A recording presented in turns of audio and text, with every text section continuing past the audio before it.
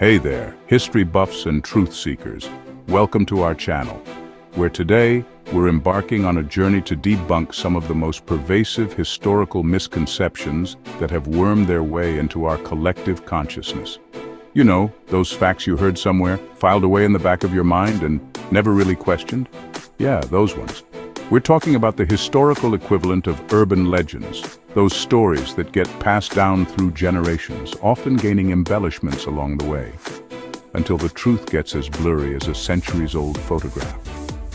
But fear not, because we're here to polish that lens and bring history back into focus. Over the next few chapters, we'll be tackling 10 common historical misconceptions, digging into their origins and uncovering the real story. From ancient empires to iconic figures, we'll separate fact from fiction and explore the fascinating nuances that make history so compelling.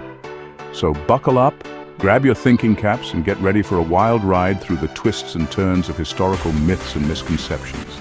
Let's go.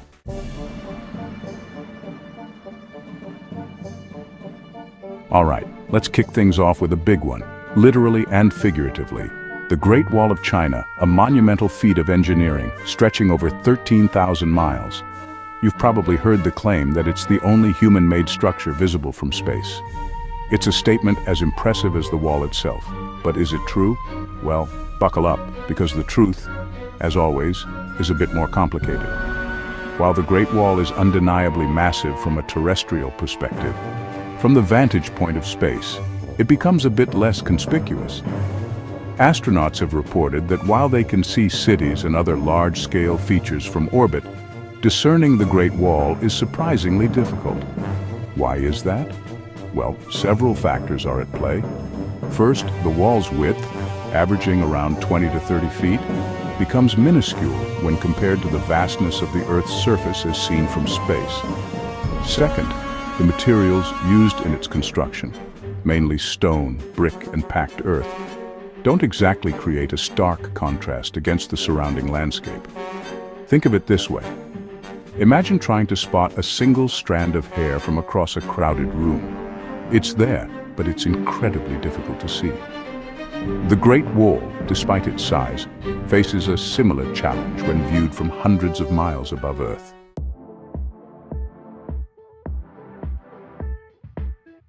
Napoleon Bonaparte. The name conjures up images of a powerful emperor, a military genius who conquered much of Europe. But alongside his grand ambitions, there's another image often associated with Napoleon: his height, or rather, his lack thereof. The idea of Napoleon being unusually short is so ingrained in popular culture that it's become a bit of a historical punchline. But how much truth is there to this diminutive depiction? Was Napoleon truly a vertically challenged emperor? Or is this another case of history getting its measurements wrong? Well, as you might have guessed, the answer is a bit more nuanced than simply short or not short. While Napoleon wasn't towering over his contemporaries, he wasn't exactly the pocket-sized emperor many believe him to be. In fact, historical records indicate that Napoleon's height was around 5 feet 6 inches tall. Now, that might seem a bit below average by today's standards, but in the early 19th century it was actually pretty average, especially for a Frenchman.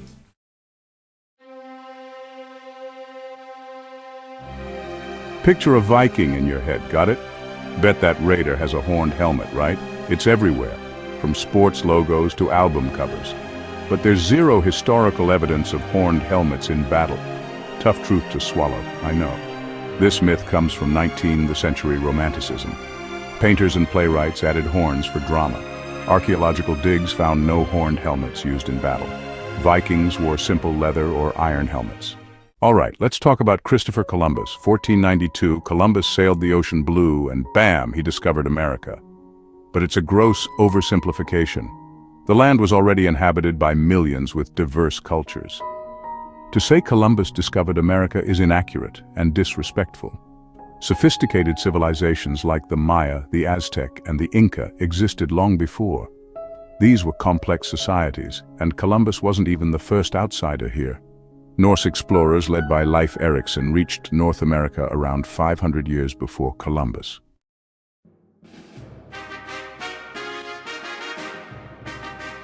Marie Antoinette, the last queen of France before the Revolution. She's often remembered for her lavish lifestyle and, of course, that infamous quote, "Let them eat cake." The image is vivid, isn't it? A callous queen, oblivious to the suffering of her people, offering a tone-deaf solution to their very real hunger. Except there's one tiny problem. There's no evidence that Marie Antoinette ever actually uttered those words. The quote itself, or variations of it, had been circulating in Europe for decades before Marie Antoinette even arrived in France. It was often attributed to other aristocratic figures as a way to criticize their perceived detachment from the struggles of the poor. In fact, one version of the quote appears in a book by Jean-Jacques Rousseau, written when Marie Antoinette was just a child. So, how did this phrase become so inextricably linked to Marie Antoinette? Well, the French Revolution was a time of intense propaganda and smear campaigns. Marie Antoinette, already unpopular for her Austrian heritage and perceived extravagance, became an easy target for revolutionaries eager to discredit the monarchy. The "let them eat cake" quote, whether true or not, perfectly encapsulated the public's frustration with the monarchy's perceived indifference to their plight.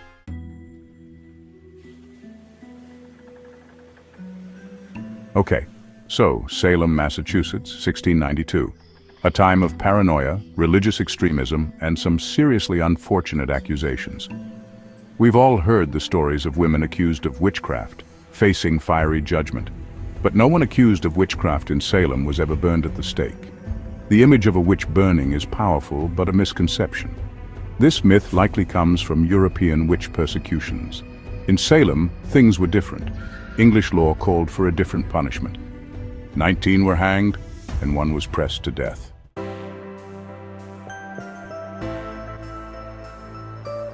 All right, let's talk about Albert Einstein, arguably the most famous physicist of all time.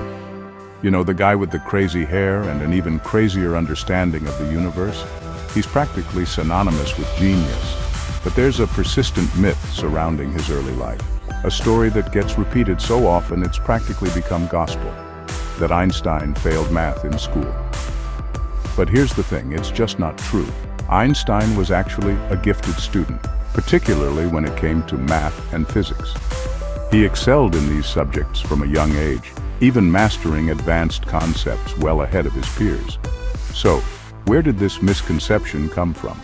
Well, it's a bit of a tangled web, involving a change in grading scales, a misinterpretation of his academic record, and perhaps a dash of good old-fashioned myth-making.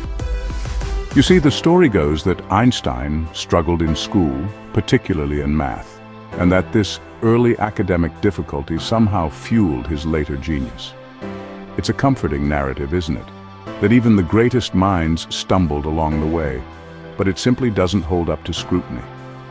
Einstein himself refuted this myth, stating that he had mastered calculus by the age of 15, which, let's be honest, is pretty impressive.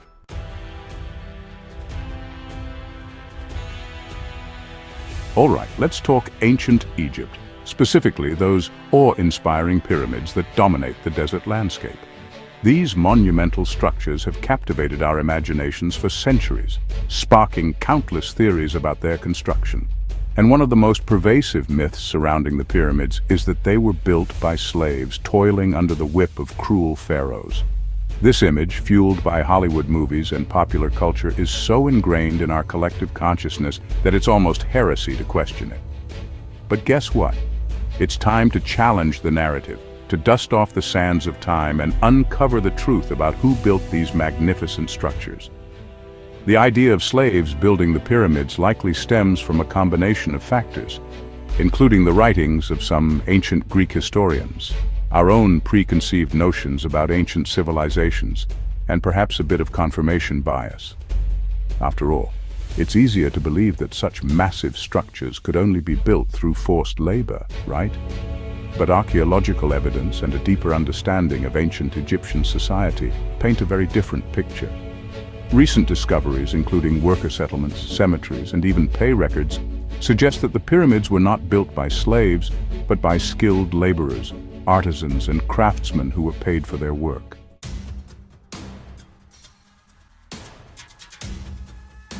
Okay, picture this: Rome, 64 AD. A fire erupts, engulfing the city in a raging inferno. The flames dance across rooftops, consuming everything in their path.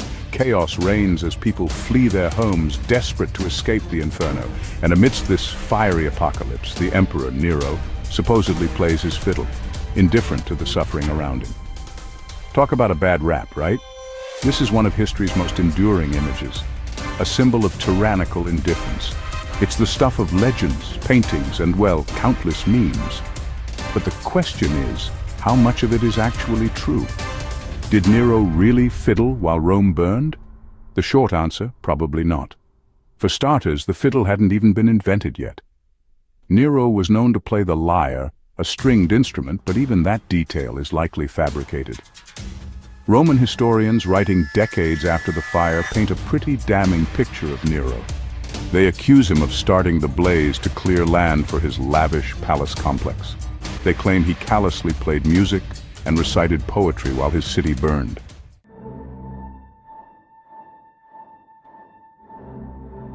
All right, let's talk about the Middle Ages, a period often depicted as the Dark Ages, a time when superstition reigned supreme and people supposedly believed the earth was flat. You know, the drill sailors feared falling off the edge maps depicted a pancake-like world, and everyone was just one short voyage away from plunging into the abyss. Except, well, that's not quite accurate. The idea that medieval people believed in a flat earth is one of those persistent historical myths that just refuses to die. It's a misconception that gained traction in the 19th century, fueled by a desire to paint the Middle Ages as a period of ignorance and contrast it with the supposedly enlightened age of science and reason. But the truth is, the spherical Earth was common knowledge among scholars and educated individuals throughout the Middle Ages. We have ample evidence to prove this. Ancient Greek philosophers like Pythagoras and Aristotle had already established the Earth's spherical shape centuries before the Middle Ages. This knowledge was passed down through Roman scholars and became an integral part of medieval education. In fact, one of the most influential textbooks of the Middle Ages, the Etymologies by Isidore of Seville, explicitly describes the Earth as a globe.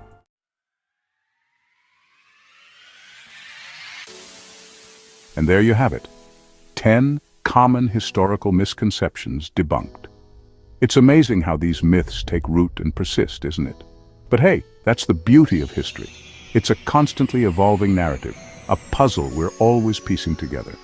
And sometimes, just when we think we have it all figured out, we uncover new evidence that challenges our assumptions and forces us to re-examine the past.